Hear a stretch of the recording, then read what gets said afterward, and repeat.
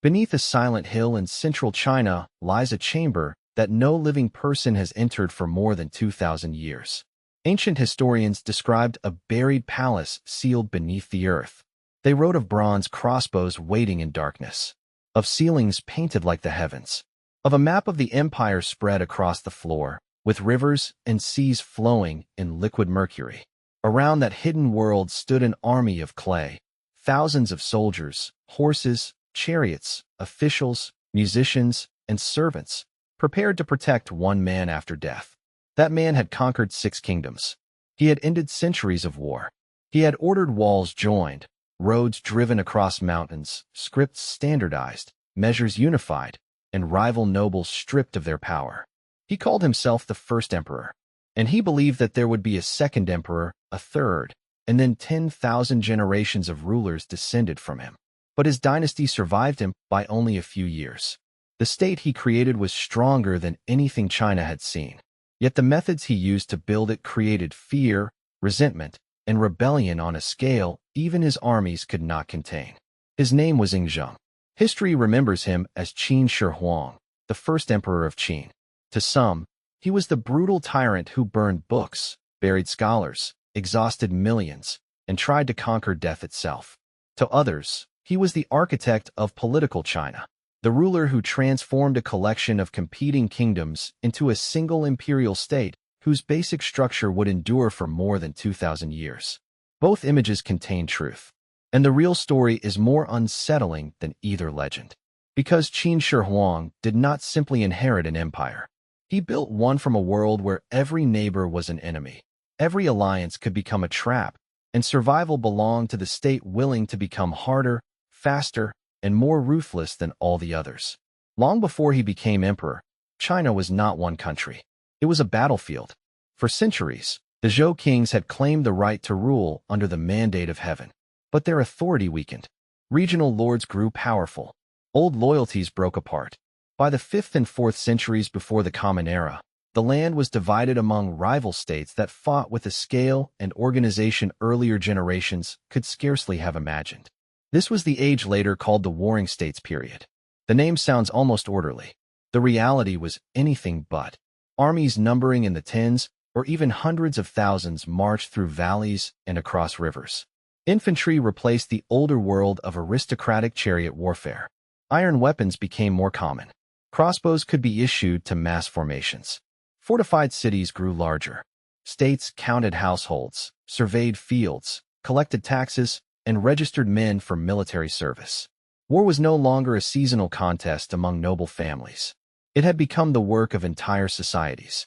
7 major powers came to dominate the struggle. Qin in the west, Shu in the south, Qi in the east, Yin in the northeast, and Han, Zhao, and Wei across the central plains. Each wanted survival. Each dreamed of supremacy. But Qin possessed advantages that its rivals failed to stop before it was too late. Its homeland lay beyond the eastern mountain passes, protected by rugged terrain. The Wei River Valley offered fertile land. Expansion into Sichuan gave Qin access to extraordinary agricultural wealth. Massive irrigation projects increased food production. A disciplined bureaucracy converted grain into armies and armies into territory. Yet geography alone did not make Qin powerful. Qin transformed itself. More than a century before Ying Zheng's birth, a reformer named Xiangyang arrived at the Qin court. He believed that a state should not depend on noble birth, inherited privilege, or moral speeches. It should depend on clear laws, measurable rewards, unavoidable punishments, and total obedience to the ruler. Under reforms associated with Xiangyang, Qin weakened the hereditary aristocracy. Landholding patterns changed. Families were registered. Communities were organized into groups whose members could be held responsible for one another. Military rank could be earned through service and battlefield achievement. Agricultural production was rewarded. Private power was broken and redirected toward the state. The system was severe. That was the point. A farmer who produced more grain strengthened Qin. A soldier who took an enemy head could rise in rank. An official who failed could be punished regardless of family connections. The law was meant to be known, impersonal, and terrifyingly consistent. This tradition would later be associated with legalism, though the rulers of Qin used ideas from many sources. Its central assumption was dark but practical. People could not be trusted to act well simply because virtue was praised. They had to be shaped by institutions. Reward and punishment would do what moral persuasion could not. Qin's rivals often saw it as uncultured, harsh, and dangerous. They were not entirely wrong. But while other courts debated prestige, ancestry, and ritual, Qin learned how to mobilize men, food, weapons, and information with brutal efficiency. It became a machine built for conquest. Into this world, in 259 BCE, Ying Zheng was born. His birthplace was not Qin. It was Handan, the capital of Zhao, one of Qin's bitter enemies. His father, the man later known as King Zhuangxiang of Qin, was then a royal hostage. Hostage princes were common tools of diplomacy. A state might send a member of its ruling family to another court as a guarantee of good behavior. But guarantees meant little when alliances shifted. A hostage could be honored one year and threatened the next. The young prince's original position in the Qin succession was weak. He was not expected to become king. According to the great historian Sima Qian, his fortunes changed through the intervention of Lu Buwei, a wealthy merchant who recognized political opportunity where others saw an unimportant hostage. Lu Buwei cultivated the prince, spent heavily to improve his reputation, and helped place him in the line of succession. He also introduced him to a woman named Zhao Ji, who became the mother of Ying Zheng. Later stories claim that Lu Buwei himself was Ying Zheng's biological father. The rumor has survived for centuries because it is dramatic, scandalous, and impossible to prove. The earliest detailed account was written long after the events and may reflect political hostility or court gossip. What matters with certainty is that Lu Buwei played a decisive role in the rise of Ying Zheng's family. The child's earliest years unfolded in hostile territory. Qin and Zhao went to war. The position of the hostages became dangerous. Ying Zheng's father escaped. Ying Zheng and his mother remained behind for a time, living under threat until they too were able to reach Qin.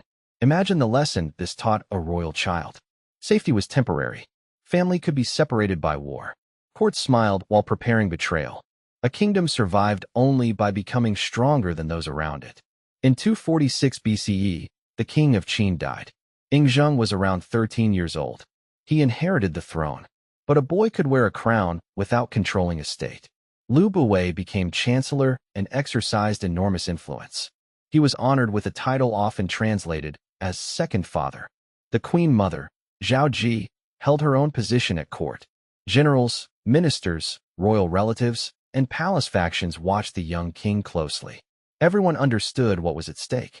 Qin was already one of the most powerful states in the Chinese world. Whoever controlled its king could shape the future of the continent. For years, Ying Zheng grew up inside a court filled with ambition. The sources describe conspiracies, secret relationships, forged identities, and attempted coups. Some details may have been sharpened by later storytellers. But the struggle at the center of Qin was real. The most dangerous crisis involved a man named Lao Ai. According to Sima Qian, Lu Buwei feared that his past relationship with the queen mother might place him in danger. He introduced Lao Ai to her, disguising him as a eunuch so that he could enter the inner palace. Lao Ai became her lover. They reportedly had children together. Wealth and followers gathered around him. Then, in 238 BCE, while the young king was away at the old Qin capital of Yong for a coming-of-age ceremony, Lao Ai attempted rebellion.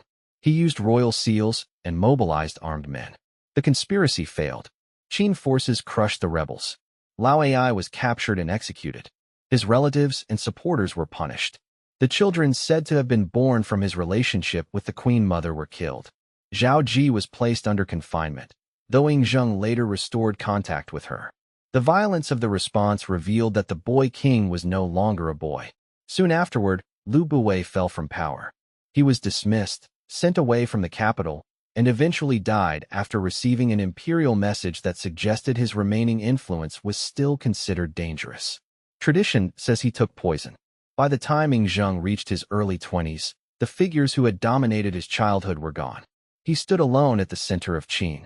And now the great project began. Not survival, not balance, conquest. At court, one of the most influential minds was Li Si, a man from the state of Chu who had come west seeking opportunity. Li Si believed that history had opened a narrow door. Qin could either destroy its rivals or allow them time to recover and unite against it. He urged action. The king listened. Qin used spies, bribes, diplomacy, assassination, and military pressure. Enemy ministers could be bought. Alliances could be broken. Talented outsiders were welcomed when useful, though court. Suspicion of foreigners sometimes threatened that policy. In one famous memorial, Li Si argued that expelling foreign-born officials would weaken Qin because many of its greatest treasures, ideas, and servants had come from beyond its borders. The king reversed the expulsion order. It was a revealing decision. Ying Zheng was ruthless, but not blindly provincial. He wanted ability. He wanted results. A man's birthplace mattered less than whether he could strengthen the throne. The final wars of unification began in earnest. The first target was Han, the smallest and weakest of the major states. Hemmed in by powerful neighbors, Han had long struggled to survive. In 230 BCE, Qin forces conquered it. One kingdom was gone. The others understood the danger. But understanding was not the same as unity. The rival courts distrusted one another almost as much as they feared Qin. Old wars, border disputes, and competing strategies prevented a lasting coalition. Some favored resistance. Others hoped submission or neutrality might spare them. Still others believed Qin could be redirected toward a different victim. That hesitation was fatal. Next came Zhao. Zhao had once inflicted painful defeats on Qin and had produced exceptional commanders. But it had also suffered catastrophic losses in earlier wars, especially at Chongping, where a massive Zhao army had been defeated decades before Ying Zheng's final campaigns. The state remained dangerous, yet weakened. Qin attacked repeatedly. Natural disaster and political intrigue compounded Zhao's problems. The respected Zhao General Li Mu was one of the few commanders capable of checking Qin's advance. Qin agents reportedly bribed or manipulated figures at the Zhao court, encouraging suspicion against him. Li Mu was removed and killed by his own government. Soon afterward, in 228 BCE, Qin captured Handan, the city where Ying Zheng had been born as a vulnerable hostage child. The return must have carried a personal weight no official record can fully capture. The frightened boy had come back as conqueror. The Zhao king was taken prisoner. Remnants of the royal house fled north and continued resistance in the state of Dai, but Zhao as a major power was broken. Then the war turned toward Yan. Yan's rulers knew that Qin was approaching. Its crown prince, Dan, had once been held as a hostage in Qin and had come to hate the king. Unable to defeat Qin in open battle, he chose a desperate weapon, a man with a dagger. His name was Jing Ke. The assassination attempt became one of the most famous episodes in Chinese history. Prince Dan needed a way to bring an armed man close to Ying Zheng. Jing Ke would present two irresistible gifts: a map of strategically important Yin territory, signaling submission, and the severed head of a Qin fugitive general. Hidden inside the rolled map was a poisoned dagger. In 227 BCE, Jing Ke entered the Qin palace. He approached the king. The map was unrolled. The dagger appeared. For a few frantic moments, the fate of China may have depended on the distance between two men in a royal hall. Jing Ke seized the king's sleeve. Ying Zheng pulled away, tearing the fabric. He tried to draw his long sword, but struggled because court protocol and the weapon's length made it difficult. Officials were forbidden to carry arms in the king's presence. A physician reportedly struck the assassin with a medicine bag. The king finally freed his sword, wounded Jing Ke, and guards killed him. The attempt failed, but it gave Ying Zheng a reason for vengeance. Qin invaded Yan. Its capital fell in 226 BCE. The king of Yan fled east and attempted to appease Qin by ordering the execution of Crown Prince Dan. It bought time, not safety. The map had opened. The dagger had flashed. And now an entire kingdom would pay. Two great states still stood between Qin and complete domination of the eastern world. Wei was one of them. Its capital, Daliang, was heavily fortified and protected by waterways. A direct assault would be costly. Qin's commander Wang Jian chose another method. In 225 BCE, his forces redirected water from the Yellow River and associated canals toward the city. The walls could resist soldiers. They could not resist a flood. Water poured into Daliang. Buildings collapsed. Defenders drowned or starved. After months of devastation, the king of Wei surrendered. Another kingdom disappeared. But the greatest challenge remained in the south. Chu was vast. It possessed deep manpower, rich lands, and a powerful cultural identity. Its territory stretched across regions that Qin could not easily dominate with one swift strike. At the Qin court, the king asked his generals how many soldiers would be required to conquer it. A younger commander, Lao Ai, reportedly answered that 200,000 would be enough. The veteran Wang Jian said he would need 600,000. Ying Zheng chose the bolder estimate. Lao Ai marched with 200,000 men. At first, he advanced successfully. Then Chu forces counterattacked. Qin suffered a severe defeat. Camps were destroyed. Commanders were killed. The campaign that was supposed to break Qin's strongest rival instead exposed the limits of confidence. For a ruler who demanded success, the failure was dangerous. But Ying Zheng could recognize reality when it stood before him. He went personally to Wang Jian, who had retired after his advice was rejected. The king asked him to return. Wang Jian repeated his demand: 600,000 soldiers. This time, the king agreed. The force was enormous, perhaps representing much of Qin's available military strength. Such an army could protect the state or threaten the throne. Wang Jian understood the king's suspicion. According to tradition, as he departed, he repeatedly requested estates, houses, and wealth for his family. His officers wondered why an old general appeared so greedy. Wang Jian explained that he wanted the king to believe he desired comfort, not power. In Qin, even victory required political survival. Wang Jian invaded Chu in 224 BCE. Rather than rush into a decisive battle, he fortified his camps and waited. Chu forces tried to provoke him.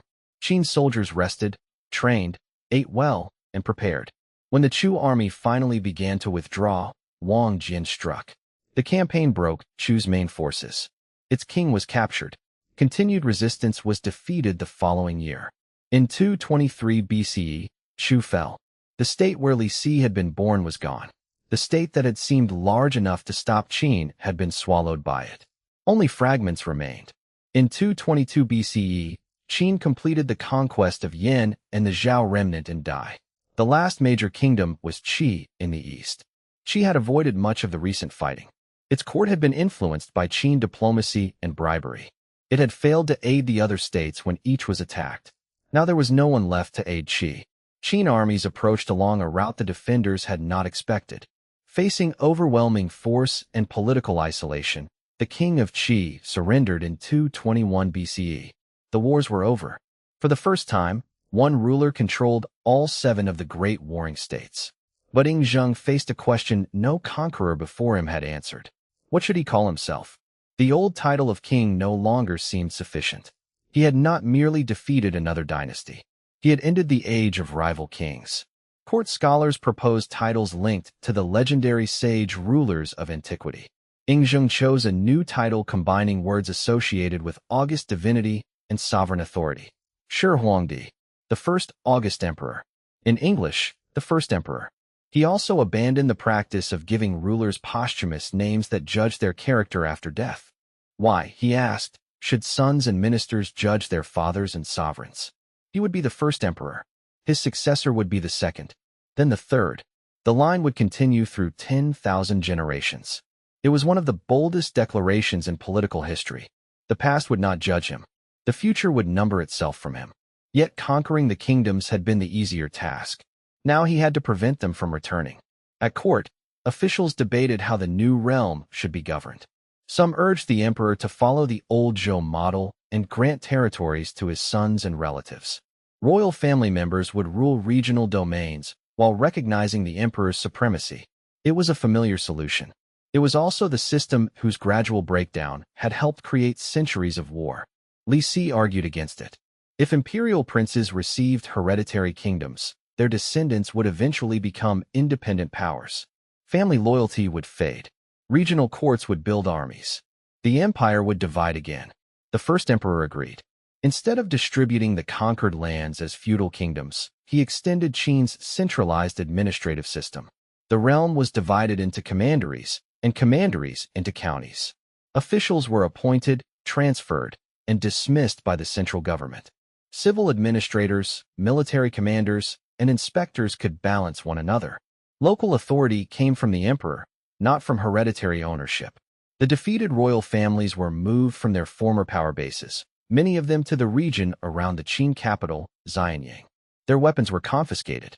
Traditional accounts say metal from captured arms was melted down and cast into enormous statues. Whether every detail is literal or symbolic, the message was unmistakable. The age of rival kings was finished. Power would flow to one center. The emperor then tried to make the realm operate as one system. The old kingdoms had used different forms of writing, different weights, different measures, and different currencies. Administrative habits varied. Road widths and vehicle construction could differ. These distinctions were not merely cultural curiosities. They obstructed taxation, trade, law, transport, and military control. Qin standardized them. A regulated script associated with the Qin tradition became the official written form for administration. This did not mean that every person suddenly wrote in one identical style, nor did it create the Chinese writing system from nothing. Writing traditions were far older. But standardization allowed orders and records to circulate across former political boundaries with greater consistency. Weights and measures were unified.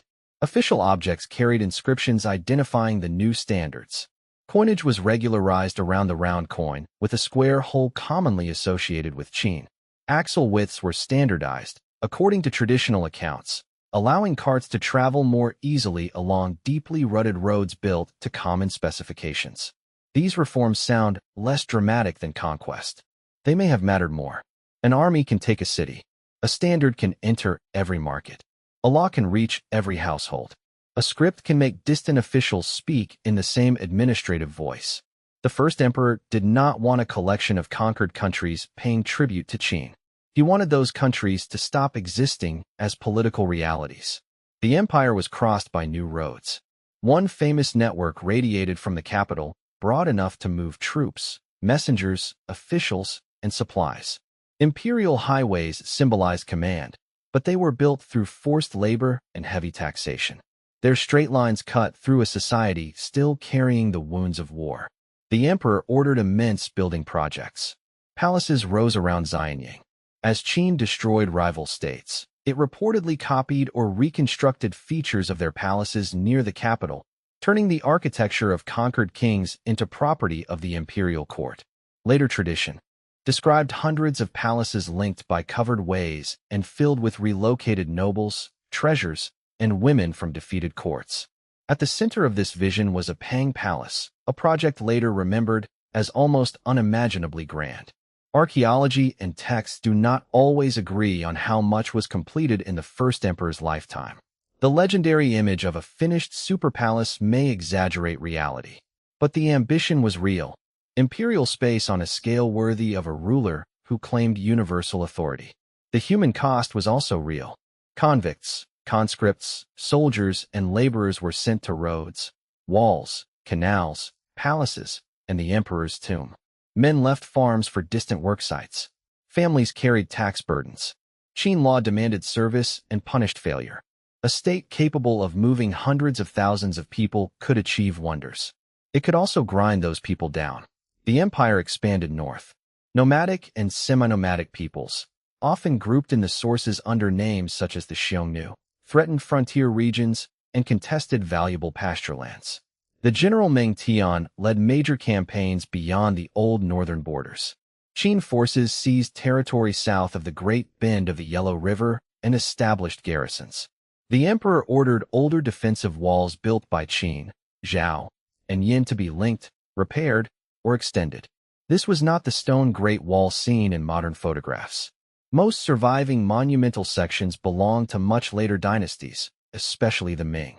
Qin frontier walls were constructed with local materials, often rammed earth, tamped layer by layer. They followed different lines and served a different strategic world. But in later memory, the first emperor became inseparable from the Great Wall. That memory carried pain. Folklore told of workers dying far from home, their bodies buried near the wall. The story of Meng Jiangnu described a faithful wife whose grief caused a section of the wall to collapse, revealing the bones of her dead husband. The tale developed over centuries and cannot be read as a simple historical report. Yet it preserves an emotional truth. Imperial monuments were built not only from earth and timber, but from separation, exhaustion, and lives consumed by state command. To the south, Qin armies pushed into regions inhabited by diverse peoples. The terrain was difficult. Supply lines stretched through mountains and forests. Initial campaigns faced fierce resistance. To sustain the advance, Qin engineers constructed the Lingxiu Canal, linking river systems associated with the Yangtze and Pearl River basins. The canal was a strategic artery. Food and troops could move south. Conquest followed water. Qin established new commanderies in the south, extending imperial administration into areas that had not belonged to the old central states in the same way.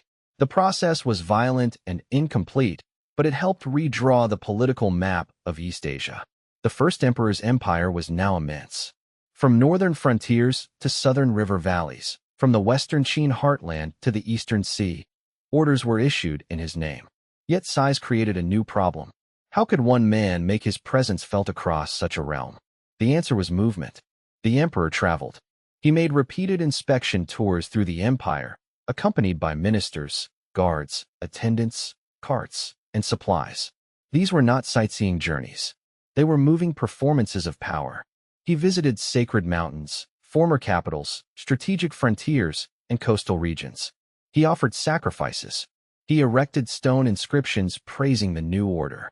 The messages declared that chaos had ended. Laws were uniform. Rebels had been punished. Agriculture, morality, and social order flourished under imperial rule. Official inscriptions rarely confess fear, but the emperor's journeys reveal it. A realm conquered by force could not be trusted to accept unity quietly.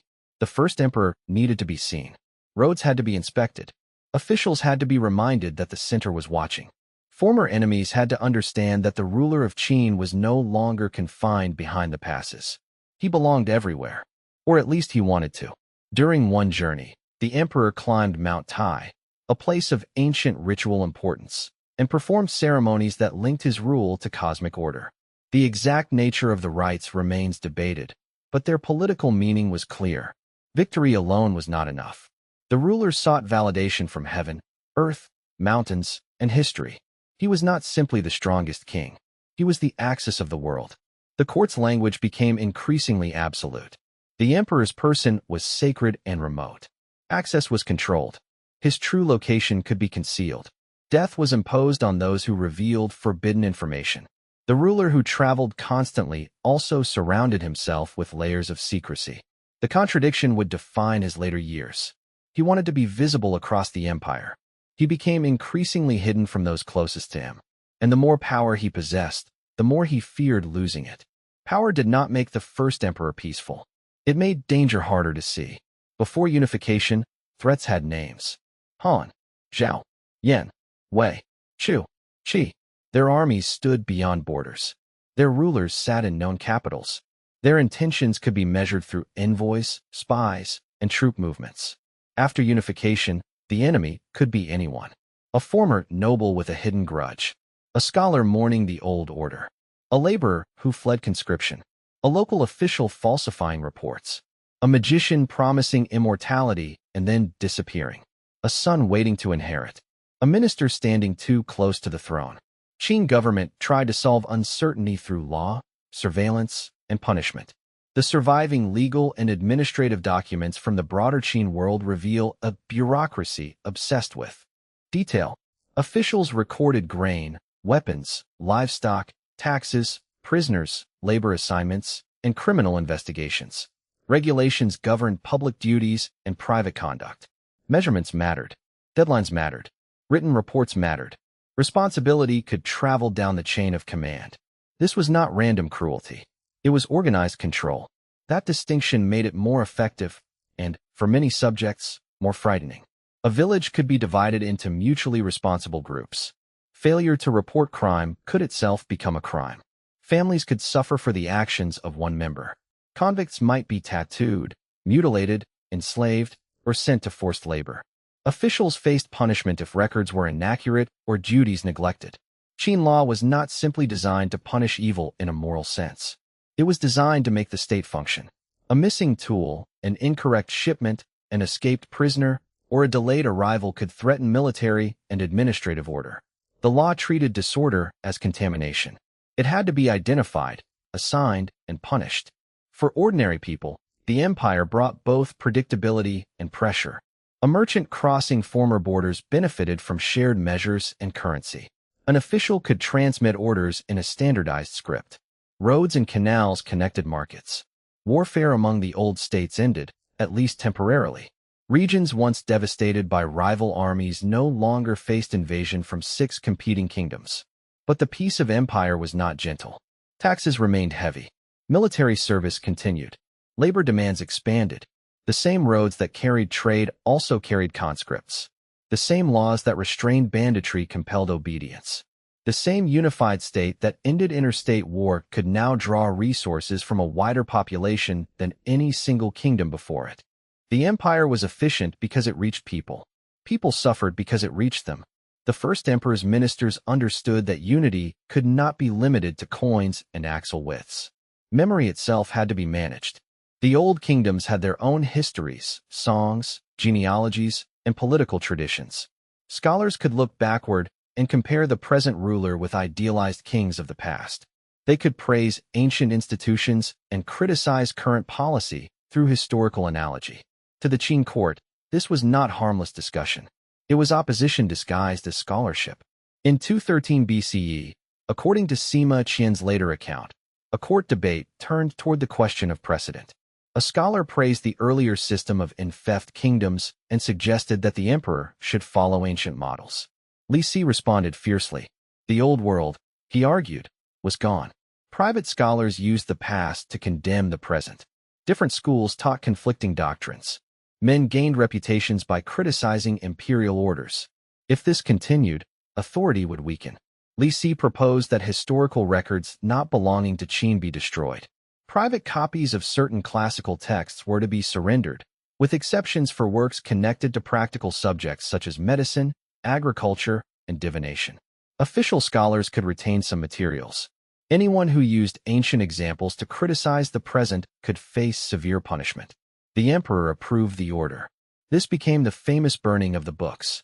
In popular memory, Qin Shi Huang tried to erase all knowledge before him. The reality was more specific, but still deeply repressive.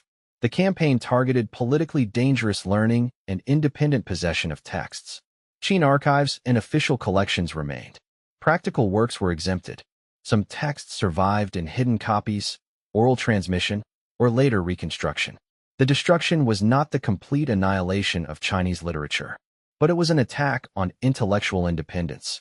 It declared that history belonged to the state. The following year came an even darker episode.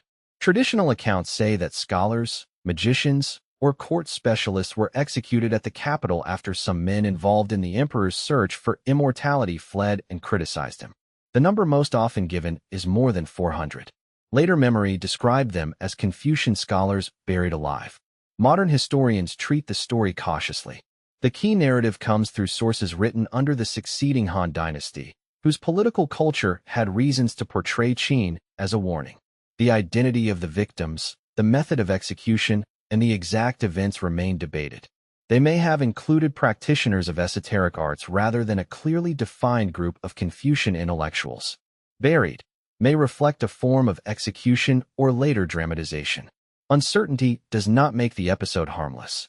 Even the cautious version reveals a court where failed promises, criticism, and unauthorized speech could become fatal. The first emperor wanted advice. He did not want judgment. He recruited talent from across the former kingdoms, yet demanded that talent serve one center. He valued knowledge when it built canals, calculated supplies, organized armies, standardized writing, or promised eternal life.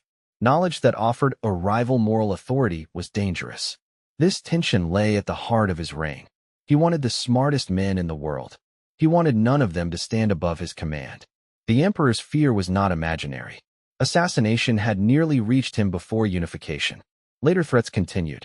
One famous story concerns Gao Jianli, a musician and friend of Jing Ke.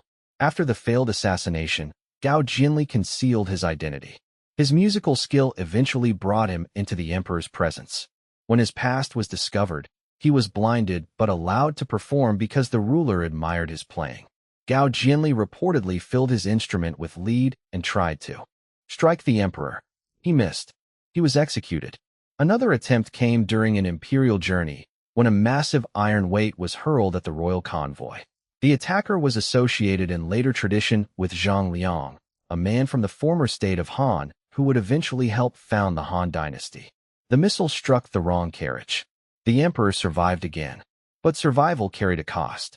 Decoy carriages traveled with him. Routes were concealed. Anyone who revealed the emperor's location could be punished. Palaces were connected, access restricted, and the sovereign's movements wrapped in secrecy. The more he toured the empire, the less anyone could know precisely where he was. The more he claimed to rule all under heaven, the more he lived like a hunted man. And there was one enemy no guard could kill: time. Qin Shi Huang had created a title meant to last through 10,000 generations. Yet he could feel his own body aging. He had survived blades, rebellions, and war. None of that guaranteed another sunrise. Death was not merely personal defeat. It threatened the political order he had built around a single, irreplaceable center. So the first emperor began to search for a way beyond death. The ancient Chinese world contained many traditions concerning long life, sacred mountains, divine beings, special diets, breathing practices, alchemy, and islands of immortals in the Eastern Sea. Court specialists known broadly as fengshui claimed knowledge of hidden forces, elixirs, spirits, and cosmic techniques. The emperor listened. Men came to him with promises. Some spoke of Penglai and other islands where immortals lived beyond the eastern coast. Some claimed that herbs of deathlessness could be found there. One of the most famous figures was Su Fu, who requested ships, supplies, and young people for an expedition to the sea. According to later accounts, Su Fu sailed away with thousands and never returned to the emperor. Legends eventually connected him with Japan, though the historical evidence for those stories is uncertain. To Qin Shi Huang, the failure of one expedition did not end the search. It intensified it. He traveled east repeatedly. He visited the coast. He sent men to hunt for sacred beings and miraculous substances. A story tells of the emperor firing a crossbow at a great fish or sea creature blamed for blocking access to the islands of immortality. The image is almost too perfect. The conqueror of kingdoms standing before the ocean, trying to shoot the barrier between himself and eternity. But the sea did not surrender. The emperor also consumed substances prepared by alchemists. Some ancient elixirs included mercury compounds because mercury seemed mysterious and powerful. It flowed like liquid metal. Cinnabar, from which mercury could be produced, possessed a brilliant red color associated with transformation and vitality. What appeared to promise immortality may have poisoned him. It is impossible to diagnose the first emperor with certainty after more than 2 millennia. Yet mercury exposure can damage the nervous system, kidneys, and mind. Later tradition linked his death to mercury pills. The irony has become central to his story. The substance he trusted to defeat death may have brought death closer. Even as he searched for eternal life, he prepared for eternity underground. Work on his mausoleum had begun when he became king as a teenager. It continued through the wars of conquest. It expanded after unification. This was not merely a tomb. It was another empire, a buried one. Near Mount Li, east of the Qin heartland, laborers transformed the landscape. Traditional accounts speak of hundreds of thousands of workers. Sima Qian later wrote that more than 700,000 men were involved. The exact figure cannot be independently confirmed, and ancient numbers often served rhetorical purposes. But archaeology leaves no doubt that the project was vast. The known complex covers a huge area. It contained walls, roads, pits, workshops, offices, ritual spaces, satellite burials, and carefully arranged figures. The central burial mound rose above a subterranean chamber that remains unexcavated. The emperor had unified the living world. Now he ordered a model of that world built for the dead. And standing outside the center was an army no enemy knew existed. For more than 2,000 years, the army waited in silence. No chronicle described its full formation. No surviving court record led modern archaeologists directly to it. The soldiers stood beneath fields where farmers planted crops and dug wells, unaware that entire ranks were buried below. Then, in 1974, villagers near Xi'an were digging for water. Their tools struck fragments of fired clay. At first, The pieces may not have seemed like the beginning of a world-changing discovery, but archaeologists arrived. Excavation revealed a life-sized warrior. Then another. Then rows. The earth opened onto an army. Thousands of terracotta figures had been placed in battle formation in large underground pits east of the emperor's burial mound. Infantry stood in ranks. Archers knelt or stood ready. Chariots once made of wood had decayed, but their impressions and fittings remained. Horses faced forward. Officers could be distinguished by armor, dress, and headgear. The scale was overwhelming. Yet the army was only one part of the mausoleum. Other pits contained bronze chariots, cavalry, officials, acrobats, strongmen, musicians, birds, and animals. The dead emperor's realm required more than soldiers. It required administration, transport, entertainment, ritual, and the living rhythms of a court. This was not simply a guard force. It was a state in miniature. The terracotta warriors are often described as individual portraits of real soldiers. Their faces do appear remarkably varied.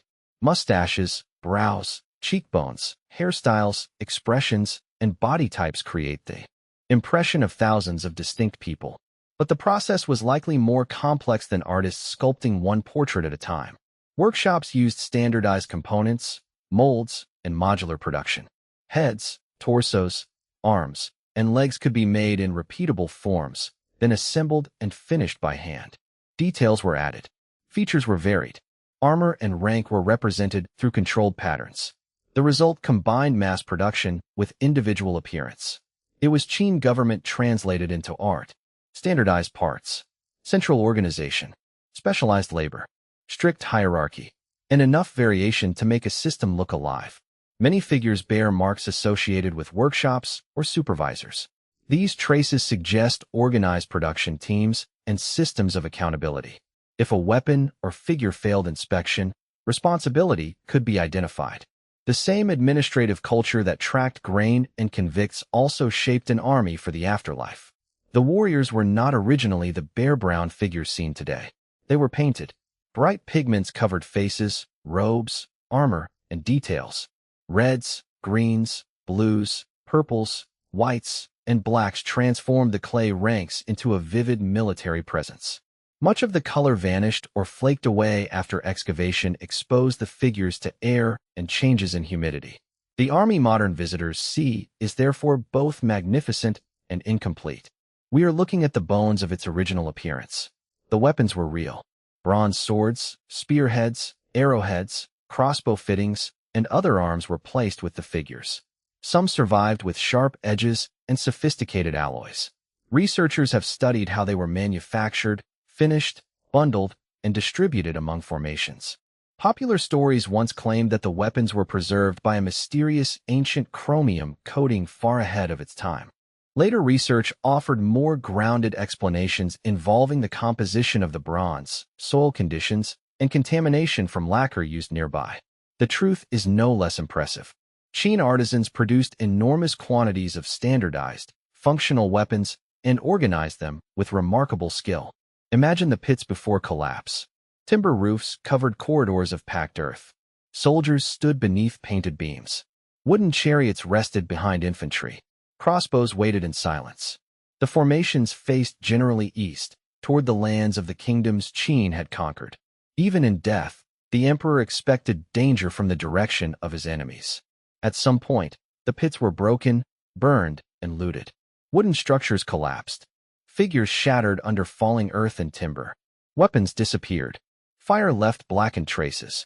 Ancient sources blamed rebels connected to Xiongyu, one of the great enemies of Qin after the emperor's death. Whether every act of destruction can be assigned to him is uncertain, but the damage itself tells a powerful story. The Eternal Army did not remain untouched. The hatred of the living reached it underground. Beyond the warrior pits stood the burial mound. The central tomb has not been opened by modern archaeology. Conservation challenges are immense. Excavation would expose fragile materials to irreversible damage. The chamber described by ancient writers may contain artifacts, pigments, organic remains, and structural dangers that current methods cannot safely preserve. So the heart of the mausoleum remains sealed. This silence invites fantasy. Sima Qian wrote that artisans constructed palaces and towers inside. Rare objects were carried in. Mechanical crossbows were arranged to shoot intruders. Mercury represented the rivers, lakes, and seas.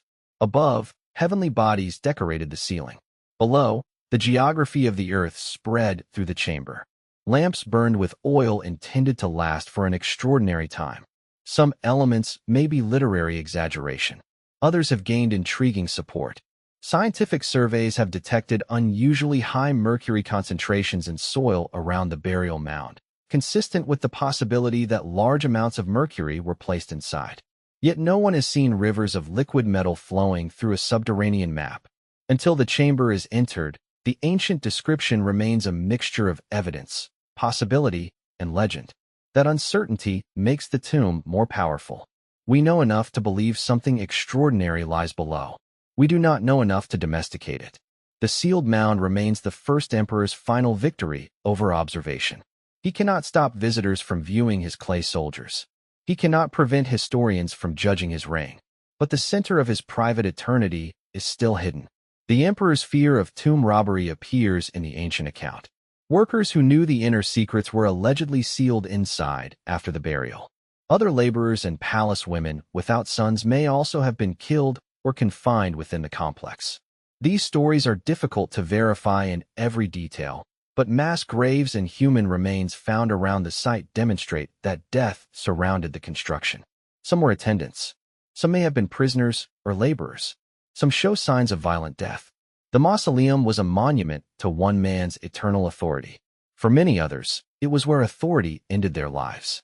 The project reveals the deepest contradiction of Qin Shi Huang. He feared death because death erased command. So he used command to build a world where death would not change his status.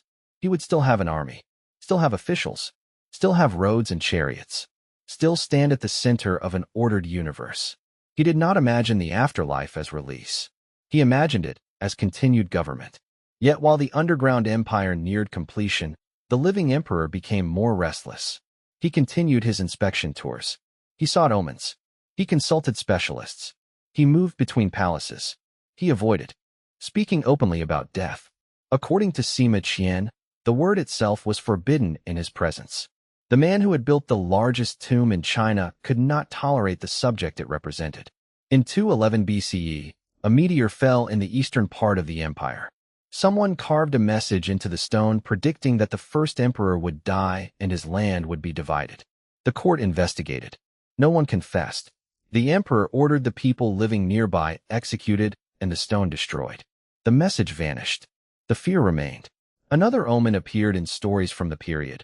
A stranger returned a jade token that had once been cast into a river and declared that the ancestral dragon would die that year. The emperor tried to interpret the warning in less threatening terms. Perhaps it referred only to a journey. Perhaps it did not mean him. But omens are dangerous because they speak the language of uncertainty. They make private fear feel cosmic. In 210 BCE, the first emperor began another great tour of the eastern regions. He traveled with senior officials, including Li Si, and with Zhao Gao, a powerful palace official who served closely within the imperial household. The emperor's younger son Hu Hai accompanied them. The designated heir, Fusu, was not present. Fusu had been sent north to serve with General Meng Tian after criticizing or questioning imperial policy. Later tradition portrayed Fusu as more moderate than his father. Whether the succession was formally settled in every detail remains debated, but Fusu was widely positioned as the most likely successor. The imperial convoy moved through the summer heat. The emperor's health failed. Perhaps illness weakened him. Perhaps mercury compounds contributed. Perhaps years of travel, stress, and age brought him down. He was only 49, but 49 years in the world of the warring states and Qin could contain more pressure than several ordinary lifetimes. At Shakyu, far from the capital, Qin Shi Huang died. The conqueror of death was dead, and almost no one was allowed to know. The death of an emperor is never only a death. It is a moment when every official, every prince, every general, and every enemy asks the same question. Who commands now? At Shakyu, the answer was uncertain. The empire depended on orders issued in one man's name. The first emperor had destroyed rival royal houses, weakened hereditary power, and concentrated authority at the center. That made the state formidable while he lived. It made succession extraordinarily dangerous when he did not. Li Si feared that news of the emperor's death, released while the court was far from the capital, could trigger rebellion. Zhao Gao had reasons of his own to control what happened next. Hu Hai, the younger son traveling with the convoy, stood close enough to power to seize it. The three men concealed the death. The imperial carriage continued toward Xianyang as though the emperor were still alive. Meals were brought to the carriage. Officials approached with reports. Orders appeared in the emperor's name. Curtains and screens hid the body. But summer heat does not respect royal secrecy. The corpse began to decay. Ancient accounts say carts of salted fish were placed near the imperial carriage to hide the smell. The image has survived because it captures the collapse of illusion with brutal perfection. The ruler who had made millions obey was now a body carried beside fish so that no one would know command had vanished. The convoy moved west. Inside it, a conspiracy reshaped the empire. Zhao Gao had served as an instructor to Hu Hai and understood palace procedure. He persuaded the young prince that opportunity had opened. Li Si hesitated. He had helped build the imperial system. He knew that Fusu, supported by the respected General Meng Tian, might remove him from power. Fear overcame loyalty. A forged imperial edict was prepared. It ordered Fusu to take his own life. It also condemned Meng Tian. When the message reached the northern frontier, Meng Tian urged caution. The order was suspicious. A prince should verify such a command before obeying it. But Fusu had been raised in a world where disobedience to the emperor was unthinkable. He killed himself. The son most capable of inheriting the throne died because the political culture of Qin had taught him that an imperial command could not be questioned, even when questioning might have saved the dynasty. Meng Tian was imprisoned and later forced to die. His brother Meng Yi, another powerful official, was also eliminated. Potential resistance disappeared. When the convoy finally reached the capital, the first emperor's death was announced. Hu Hai took the throne as the second emperor. The title sounded like the fulfillment of his father's dream. It was the beginning of its destruction. Qin Shi, the second emperor, was young, inexperienced, and increasingly controlled by Zhao Gao. Instead of easing the burdens that had accumulated during the first emperor's reign, the new court intensified them. Construction continued. Taxes and forced labor remained severe. Rival princes and princesses of the imperial family were killed or compelled to die. Ministers were purged. The ruling house consumed itself. Li Si, the brilliant architect of centralization, discovered too late what kind of order he had helped create. Zhao Gao turned against him. Accused of treason, Li Si was subjected to punishment and executed in 208 BCE. Tradition says that before his death, he remembered simpler days in his native Chu, when he could walk with his son and hunt rabbits. The man who helped unify the world longed for a life before power. He had written laws for an empire. The machinery of accusation now crushed him. Zhao Gao's control became legendary. One story says he brought a deer before the second emperor and called it a horse. When officials objected, he noted who had contradicted him and later punished them. The phrase calling a deer a horse became a symbol of deliberate falsehood enforced by political power. Whether the scene occurred exactly as described matters less than why later generations believed it could have occurred in Qin. At a court ruled by fear, truth was no longer what eyes could see. Truth was what power survived saying. Outside the palace, the empire began to break. The immediate spark came from men with almost no power at all. In 209 BCE, groups of conscripted laborers and soldiers were traveling under officers through heavy rain. Among them were Chunsheng and Wu Guang. Flooding delayed their arrival at the assigned destination. Under Qin law, late arrival for military duty could bring severe punishment, traditionally described as death, though the exact legal circumstances remained debated. The men faced a terrible calculation. If they continued, they might die for being late. If they rebelled, they might die fighting. Chunsheng reportedly asked a question that would echo through Chinese history. Are kings and generals born different from other men? The rebels killed their officers and raised the banner of revolt. At first, their movement was small. Then the empire answered it with its own accumulated anger. Farmers, laborers, former soldiers, local leaders, and descendants of the conquered nobility joined uprisings. Old Kingdom names returned. Men proclaimed princes of Chu, Zhao, Wei, Yan, and Qi. The political identities the first emperor had tried to erase had not disappeared. They had gone underground. Now they resurfaced. The rebellion of Chunsheng and Wu Guang was eventually defeated. Both leaders died, but the fire had spread beyond them. Two figures rose above the chaos. One was Xiang Yu, an aristocratic warrior from Chu, renowned for personal courage and military ferocity. The other was Liu Bang, a man of humbler origin who had served as a minor Qin official before becoming a rebel leader. They were very different. Xiang Yu represented the vengeance of the old kingdoms. Liu Bang would become the founder of a new empire. Qin armies still possessed strength. The general Zhang Han led forces against the rebels and won major victories. Some of his troops had reportedly been drawn from laborers working near the imperial mausoleum. Even in collapse, the tomb contributed men to defend the dynasty of the dead emperor. But palace politics undermined military resistance. Zhao Gao's intrigues made commanders fear punishment as much as defeat. Communication between the front and the capital decayed. Trust vanished. The central system designed to eliminate independent power had no healthy way to correct the center when the center became corrupt. That was Qin's fatal weakness. A decentralized kingdom might survive a foolish ruler because regional powers retained initiative. Qin had crushed those powers. When the throne failed, the entire structure shook. By 207 BCE, Zhao Gao forced the second emperor to commit suicide. He placed Ying, a member of the royal family whose precise relationship to the imperial line is uncertain in the sources, on the throne with a reduced title. Ying understood that Zhao Gao had destroyed the dynasty from within. He had Zhao Gao killed, but there was almost no dynasty left to save. Liu Bang entered the Qin heartland. Ying surrendered in 206 BCE. The Qin state that had spent generations conquering the world collapsed only about 15 years after unification. 15 years. That was all. The first emperor had promised 10,000 generations. His imperial line did not survive to a third emperor in any meaningful sense. Then Xiang Yu arrived. Ancient accounts say his forces killed Ying, looted the Qin capital, and burned the palaces. Fires raged for months. The symbols of Qin's supremacy vanished into smoke. The mausoleum complex was attacked. Terracotta pits were broken and burned.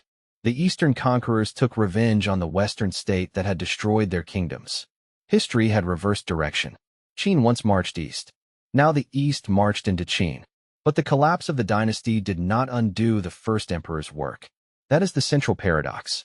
The rebel leaders restored old titles and territories, yet the political logic of unity remained. Xiang Yu divided the land among regional kings, but his settlement led to renewed war. Liu Bang ultimately defeated him and founded the Han dynasty. The Han rulers condemned Qin cruelty. They reduced some punishments. They moderated labor demands. They presented themselves as more humane. Over time, they embraced Confucian learning in ways the Qin court had feared. But they did not dismantle the imperial state. They inherited it. The title of emperor remained. Commanderies and counties remained. Central bureaucracy remained. Standardized writing, measures, and administrative practices remained. Roads, frontier strategies, and the dream of a unified realm remained. The Han modified Qin. They did not return China to the world before Qin. The dynasty had died. The empire survived. For later generations, Qin Shi Huang became more than a historical ruler. He became an argument. Every age asked what his life proved. Did he show that order requires strength? Or that strength without restraint destroys itself? Was he the father of unity? Or the first great tyrant of imperial China? The answers changed depending on who was speaking. Han historians had strong reasons to condemn Qin. Their dynasty had replaced it. The legitimacy of the new order benefited from portraying the old one as cruel, arrogant, and doomed. Stories of book burning, buried scholars, endless labor, and palace terror became moral warnings. The message was clear. A ruler who relied only on punishment might conquer the world, but he could not keep it.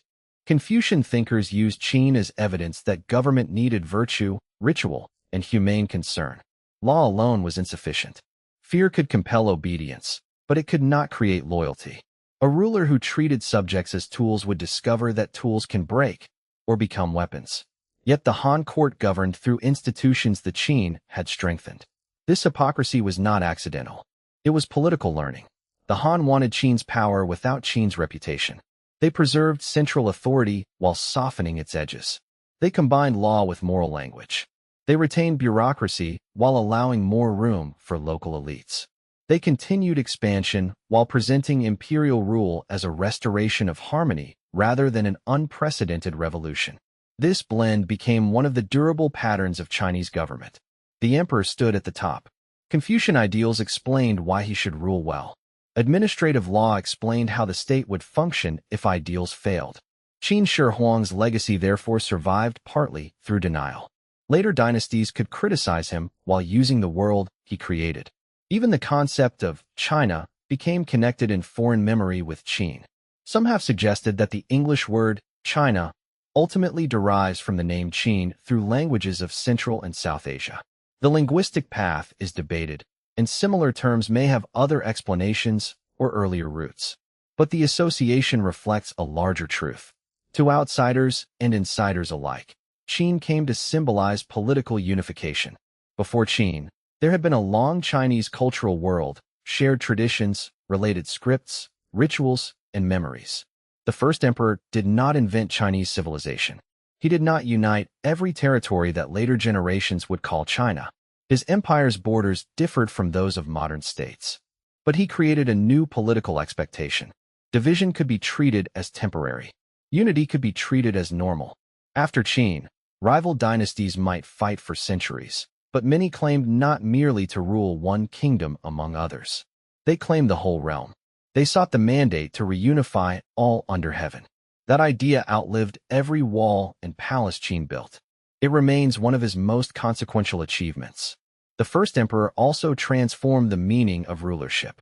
Earlier kings operated within inherited traditions, noble lineages, and ritual systems that limited how they imagined themselves. Ying Zheng chose a title without precedent. He placed himself above the kings he had conquered and beside mythic powers of the distant past. He redesigned language around the throne.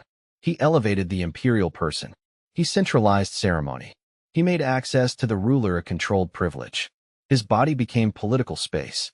This model would change over time, but the basic figure of the emperor endured for more than 2 millennia. The final imperial dynasty fell in 1911. The title Qin Shi Huang, created in 221 BCE, had lasted far longer than his own house. His legal and administrative legacy was equally deep. The commandery county system established a direct relationship between local government and the central court. Later dynasties varied the arrangement, combined it with other institutions, and sometimes granted regional kingdoms. But hereditary feudal fragmentation never again enjoyed the same uncontested prestige it had before Qin. Officials could be appointed because of service, education, or imperial favor rather than simply noble birth. Records traveled upward. Orders traveled downward.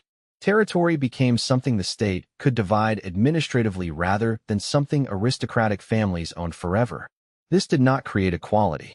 It created a different hierarchy. The emperor stood above an official class that depended on the state. That structure was capable of extraordinary coordination. It could organize flood control, granaries, censuses, taxation, armies, canals, roads, and relief.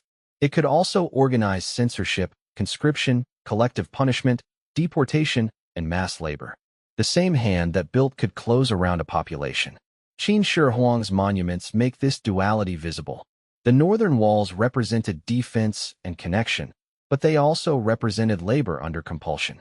The roads represented communication and trade, but they also brought armies and tax collectors.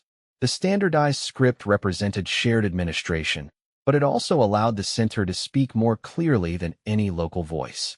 The mausoleum represented artistic and technical brilliance, but it consumed lives for one ruler's eternity. Nothing in his reign was simply one thing. Even the Terracotta army resists a single meaning. It is a masterpiece of human creativity. It is also evidence of concentrated power. It displays the skill of anonymous artisans whose names were mostly lost. It glorifies the man who commanded them. It shows standardization and individuality at once. It promises eternal protection, yet it was smashed, burned, and buried in collapse. Visitors often stand before the warriors and feel awe. That reaction is understandable, but often hide questions. Who mixed the clay? Who hauled timber? Who painted the armor? Who was punished when a figure cracked? Who died before the emperor was buried? Who never returned to the village from which he had been conscripted? Great monuments make rulers visible. They often make workers disappear. The archaeological discovery has begun, slowly, to reverse that disappearance. Workshop marks, fingerprints, tool traces, bones, pigments, and construction debris reveal the presence of real people behind the imperial vision. Science can reconstruct not only what the emperor ordered, but how thousands of hands made it possible. Those hands belong to specialists, convicts, conscripts, craftsmen, supervisors, and laborers from different regions of the empire. Their work survived the dynasty that controlled them. In that sense, the Terracotta army is not only Qin Shi Huang's monument. It is theirs. The modern image of the first emperor has also changed with politics. At times he has been condemned as the ultimate despot. At other times he has been praised as a unifier who imposed necessary order after centuries of war. Revolutionary leaders, nationalists, scholars, novelists, filmmakers, and governments have all found versions of him useful. A strong state can celebrate his unity. A critic of dictatorship can point to his terror. A modernizer can admire his standardization. A humanist can mourn the cost. He remains alive in debate because the problem he represents has never disappeared. How much freedom should be sacrificed for stability? Can violence create lasting peace? Can a state unify people without erasing difference? Does efficiency make power legitimate? What happens when institutions are designed to obey one extraordinary ruler but must later serve an ordinary successor? Qin Shi Huang answered these questions through action. His answers built an empire. His answers also destroyed his dynasty. The speed of Qin's collapse is sometimes treated as proof that everything failed. That is too simple. If Qin had truly failed in every sense, later rulers would have restored the old warring states permanently. They did not. The empire's political architecture proved stronger than the family that created it. Yet if Qin's unification is treated as pure success, the rebellion that followed becomes impossible to explain. People did not rise only because ambitious nobles manipulated them. The burdens of labor, taxation, punishment, and fear had created conditions in which a delayed group of conscripts could ignite a continental revolt. The dynasty's fall was not bad luck. It was the bill for its methods. Qin achieved unity faster than it achieved consent. It removed opposition faster than it created legitimacy. It standardized administration faster than it healed conquered societies. It built roads across the empire, but not trust. It built walls at the frontier, but not protection around the succession. It built an eternal tomb, but not a stable transfer of power. The first emperor believed that control could solve every problem. Then he died in a carriage, and control became the problem no one could solve. His court concealed the truth because the system could not safely absorb it. His heir obeyed a forged command because the system had made disobedience unthinkable. His ministers conspired because the system gave them no secure future. His subjects rebelled because the system demanded more than many could bear. His dynasty collapsed because a state built around one will discovered that one will was mortal. To understand him clearly, it is necessary to separate three different men. The first is Ying Zheng, the child born in hostile Zhao, the teenage king surrounded by regents and conspirators, the young ruler who survived rebellion inside his own family. The second is Qin Shi Huang, the conqueror who destroyed 6 kingdoms, remade government, and claimed a title no one had used before. The third is the figure created after his death, the monster, the hero, the madman, the lawgiver, the builder, the enemy of learning, the father of unity. These men overlap. They are not identical. The child's insecurity may help explain the emperor's obsession with control, but it does not excuse it. The violence of the warring states helps explain Qin's harsh institutions, but it does not make every punishment necessary. The real achievements of unification help explain later admiration, but they do not erase the dead. History becomes dishonest when explanation turns into absolution. It also becomes shallow when condemnation replaces understanding. Qin Shi Huang did not wake one morning and invent tyranny from nothing. He emerged from generations of escalating war. States that failed to register households, reward soldiers, increase harvests, and discipline officials were defeated by states that did. Qin's severity was not an accident outside the logic of the age. It was that logic carried to its most successful extreme. The warring states created rulers who feared weakness more than cruelty. Ying Zheng became the ruler who finally won. Once victory came, however, he continued governing as though the final war had not ended. Conquered people remained potential enemies. Debate remained sabotage. Historical memory remained resistance. Distance remained disobedience. Mortality itself became rebellion against the throne. The habits that won the empire made peace impossible to trust. This is why his story feels so modern. Power often survives crisis by becoming centralized, secretive, and efficient. Those methods can produce rapid results. They can also create systems that no longer know how to relax after the emergency ends. Every criticism becomes treason. Every delay becomes defiance. Every independent institution becomes a rival. Every successor appears weaker than the founder. The state looks strongest at the very moment it becomes most fragile. The first emperor's court recorded triumph in stone. The inscriptions from his tours praised his virtue, order, and universal peace. They presented conquest as moral correction. Rebels and rival rulers became sources of chaos. Qin law became justice. Imperial expansion became civilization. This was not only propaganda in the crude sense. It was a new story about the past. The emperor wanted people to believe that division had always been a mistake and that unity under him was the natural completion of history. Later dynasties adopted much of that story. They changed the hero. They kept the ending. The result shaped how Chinese history came to be told. Long periods of division could be remembered as preludes to reunification, while unified dynasties became the central chapters. This view can conceal the experiences of regional cultures and peoples who did not experience imperial expansion as simple restoration. But it demonstrates how completely Qin Shi Huang changed political imagination. He conquered territory. Then he conquered the definition of order. The tragedy is that he could not control how later generations defined him. He abolished posthumous names because he rejected the idea that descendants should judge their sovereigns. But history ignored his command. He has been judged more intensely than almost any ruler of the ancient world. He tried to burn texts that challenged the present. Yet the story of the burning became one of the most enduring accusations against him. He hid his burial chamber. Its secrecy made it the object of global fascination. He built an army to preserve his rule after death. The army became evidence for archaeologists, tourists, and historians who examined the costs of that rule. Nearly every effort to control memory produced the opposite result. The forbidden past returned. The sealed tomb attracted attention. The silent army began to speak. And what it says depends on where we stand. Stand close to one warrior, and the empire disappears. There is only a face, the curve of a mustache, a knot of hair, the line of armor across a chest. A craftsman's decision made more than 2,000 years ago. Step backward, and the individual becomes a rank. Step farther back, and the rank becomes a formation. Farther still, and the formation becomes a symbol of centralized power. The same object can reveal a person and erase him. That was Qin itself. The state counted households, measured fields, assigned ranks, and recorded service. It made individuals visible to administration with unprecedented clarity.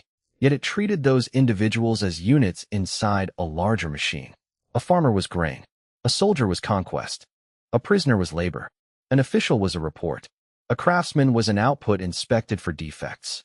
The emperor alone could imagine himself as more than a function. He was the center for whom every function existed. This imbalance could not last. No ruler, however brilliant, can personally inspect every county, command every army, judge every minister, and guarantee every succession. Stable government requires trust, custom, compromise, and institutions capable of surviving error. Qin possessed institutions. It lacked safe correction. Its laws could detect local failure. They could not restrain Zhao Gao at the center. Its officials could punish a late conscript. They could not openly challenge a false imperial order. Its armies could destroy 6 kingdoms. They could not defend legitimacy once the throne became a prison of deception. The first emperor wanted a state with no rivals. He succeeded so completely that when the ruler became the state's greatest weakness, no independent force remained strong enough to repair it. The Han learned from this. They allowed the language of morality to return. Scholars gained a recognized role. Imperial princes received territories at first, though the court later reduced their power. Taxes and labor obligations were moderated. Amnesties signaled a different relationship between ruler and subject. But the Han also learned from Qin's success. They knew that roads mattered. Records mattered. Standardization mattered. Appointed officials mattered. Control over commanderies mattered. A unified empire could mobilize resources, defend frontiers, and project authority on a scale no loose league of hereditary kingdoms could match. So Chinese imperial government developed not by choosing between Qin and its critics, but by combining them. Legal machinery beneath moral language. Centralized power beneath rituals of benevolence. The first emperor's skeleton wearing another dynasty's robes. This is why his reign cannot be measured only by its length. The Qin dynasty was short. Its consequences were immense. A meteor lasts seconds. Its impact can reshape the earth. Qin Shi Huang's rule was like that. Sudden, brilliant, violent, and impossible to undo. Today, the places connected to him are layered with time. The old capital of Xianyang is no longer the commanding center of a new empire. The walls he ordered have eroded into earth or vanished beneath later construction. His roads have been replaced. His palaces burned. His legal tablets survive only in fragments recovered from tombs, wells, and archaeological sites. Yet the burial mound still rises. Fields stretch around it. The landscape appears calm.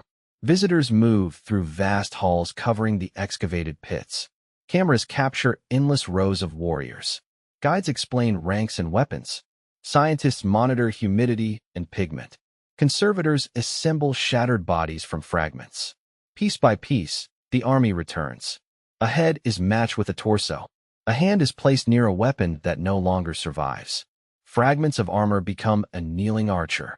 What rebellion broke, archaeology reconstructs. But restoration has limits. The original colors cannot simply be replaced without uncertainty. Missing weapons cannot be invented. The collapsed roofs cannot be made ancient again. The people who built the figures cannot be summoned to explain their choices. And the emperor's central chamber remains untouched. That may be appropriate. Qin Shi Huang spent his life forcing closed worlds open. He broke city walls. He entered royal capitals. He seized treasuries. He moved noble families. He inspected sacred mountains. He sent expeditions across the sea. He demanded that distance reveal itself to his administration. Now his own final world refuses entry. The conqueror is protected not only by earth, but by the caution of those who study him.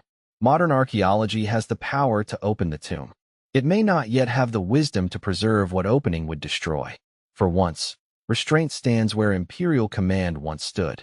There is another reason the sealed tomb matters. It prevents the story from ending. As long as the chamber remains closed, Qin Shi Huang stands between history and legend. Measurements can suggest Mercury. Texts can describe palaces. Ground surveys can reveal walls and voids. But no final image settles the mystery. Perhaps future technology will allow researchers to see inside without excavation. Perhaps new conservation methods will make entry possible. Perhaps the mound will remain sealed for generations. Whatever happens, the decision will carry a strange moral weight. The first emperor believed that everything beneath heaven could be ordered by command. The people who now guard his tomb must accept that some knowledge requires patience. He would not have understood that kind of power. His power moved quickly. Destroy the kingdom. Move the nobles. Melt the weapons. Build the road. Raise the wall. Burn the text. Send the fleet. Punish the delay. Seal the chamber. The verbs of his reign were immediate. The consequences were not. They unfolded across centuries. A traveler during the Han Dynasty could move through a political world Qin had made possible. A Tang official writing reports used an imperial tradition that traced part of its structure to Qin. A Ming soldier guarding a northern wall participated in a frontier idea forever associated with the first emperor, even though the masonry around him belonged to a much later age. A modern visitor speaking of a unified China uses a concept shaped by a victory declared in 221 BCE. This does not mean history moved in a straight line from Ying Zheng to the present. It did not. Empires divided. Dynasties fell. Frontiers changed. Peoples migrated. Languages evolved. Foreign rulers conquered the Central Plains. Regional states flourished. Rebellions remade society. No single ancient man created everything that followed. But Qin Shi Huang changed the questions every later ruler had to answer. Who holds the center? How should the provinces be governed? What standards bind distant regions? How can local power be prevented from becoming independent? What gives an emperor the right to rule all under heaven? And what happens when unity itself becomes a burden? His own answer was domination. The Han answer was adaptation. Later dynasties offered different mixtures of force, ritual, law, culture, and compromise. Yet none could pretend that the first emperor's experiment had never occurred. Even failure had become precedent. Perhaps that is the most important difference between Qin Shi Huang and the conquerors who came before him. Earlier kings won territory. He changed the political imagination of an entire civilization. He made universal empires seem achievable. Once achieved, it could be lost. Once lost, it could be demanded again. The dream of unity became both promise and pressure. It offered an end to war. It also justified new wars of reunification. It allowed common systems to span huge distances. It also allowed the center to impose itself on regions with different memories and interests. The first emperor solved the chaos of competing kingdoms by creating a power larger than all of them. He did not solve the danger of that power. No ruler ever has. In the final months of his life, Qin Shi Huang was still moving. That detail deserves to remain with us. He had already conquered every rival state. He had already taken the new title. He had already standardized the empire. He had already ordered walls, roads, palaces, and the greatest mausoleum of the ancient Chinese world. He could have remained in Xianyang behind guards and gates. Instead, he traveled east again. Perhaps he wanted to inspect officials. Perhaps he sought the islands of immortality. Perhaps stillness felt too much like surrender. The convoy rolled across the land he had unified. Wheels followed roads built by imperial command. Messengers rode ahead. Local authorities prepared food and lodging. Guards watched the horizon. Somewhere inside the procession, alchemists may have carried medicines that promised life. Then the emperor became ill. No army could fight the sickness. No standard measure could calculate how much time remained. No law could punish the body into obedience. No forged history could erase the fact that the first emperor was mortal.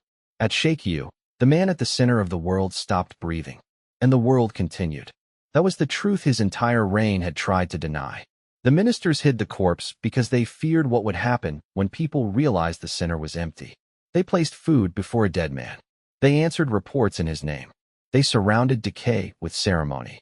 For a few days, perhaps weeks, the empire was ruled by an absence. In one carriage lay the body. In another lay the future conspirators. Around them traveled guards who believed the emperor still lived. Behind them stretched roads built to carry his authority.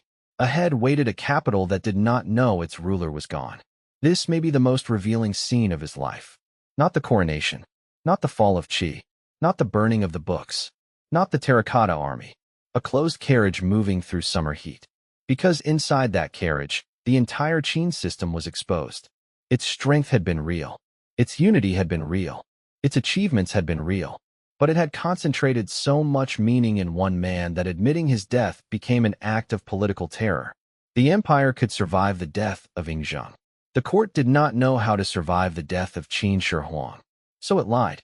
That lie killed the rightful succession, empowered Zhao Gao, destroyed Li Si, and helped deliver the dynasty to rebellion. Yet from the ruin rose another imperial house. Liu Bang, the former minor official and rebel, founded the Han. The new dynasty inherited the map, the title, the bureaucratic tools, and the expectation of unity. Qin Shi Huang lost his family's empire. He won. History's argument about whether an empire could exist. This is why he cannot be placed neatly among either heroes or villains. A hero does not account for the graves. A villain does not account for the endurance of the institutions. He was a ruler shaped by war who ended one kind of war through overwhelming force. He was a political revolutionary who made himself the center of the revolution. He was a builder whose projects destroyed lives. He was a standardizer who unified administration and narrowed acceptable thought. He was a man obsessed with eternity whose dynasty vanished almost immediately. His greatest success contained the design of his failure. His greatest failure could not erase his success. More than 2,000 years later, the clay soldiers still face east. Their wooden weapons have vanished. Their paint has faded. Many were shattered and rebuilt. The officers give no commands. The horses pull no chariots. The emperor they protected has not emerged from his mound. But the army still performs its final duty. It keeps the world looking toward him. Visitors enter the halls and fall silent. They see row after row disappearing into distance. For a moment, the scale of Qin power becomes visible again. Then the eye settles on one face. Not the emperor's face. A soldier's. A face shaped by an unnamed artisan for an unnamed place in an eternal formation. That face may be the true answer to Qin Shi Huang's dream. The emperor wanted to become immortal by placing himself at the center of everything. But immortality did not belong to him alone. It survived in the hands that built his army, in the people who resisted his dynasty, in the historians who judged him, in the rulers who copied him, and in the questions his life still forces us to ask. Was unity worth the suffering required to create it? Could a less ruthless ruler have ended the warring states? Did Qin collapse because the first emperor was too cruel, or because no successor could command the machine he created? History offers evidence. It does not offer comfort. Beneath the mound, the chamber remains dark. If mercury still lies there, it does not flow for a living ruler. If bronze mechanisms still wait, they protect only silence. If the ceiling still carries stars, they shine over a man who could not reach them. Above ground, the empire he founded in name is gone. The idea of empire is not. The first emperor failed to live forever, but the world he forced into existence outlived him. And that may have been the only immortality history was ever willing to give.